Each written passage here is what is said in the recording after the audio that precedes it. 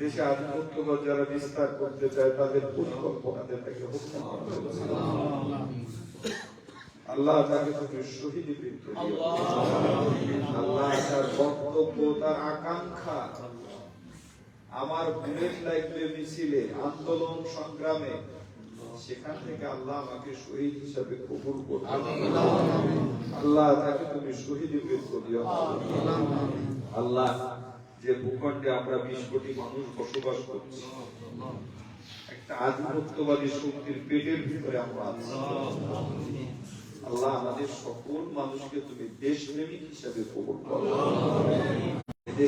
হেফাজত করো, সকল ষড়যন্ত্র থেকে হেফাজত করো। আগামী দিন যে পরিবর্তন আসছে, দেশপ্রেমী ইসলামপন্থী জনগোষ্ঠীর হাতে তুমি এদেশের দায়িত্ব দিও। আল্লাহ যাতে এদেশটি সুখী সমৃদ্ধশালী একটি দেশ হয়, মাথা উঁচু করে দাঁড়াতে পারে। আল্লাহ রব্বুল আলামিন আমরা যেন সেই দেশের যোগ্য উত্তরসূরি হতে পারি, সেই তৌফিক দান করো। আল্লাহ তুমি আমাদের সকলকে শহীদ হাদির যোগ্য উত্তরসূরি হিসাবে কবুল করে নাও। আল্লাহ তার পরিবারকে হেফাজত করো, ধৈর্য ধারণ করার তৌফিক দান করো।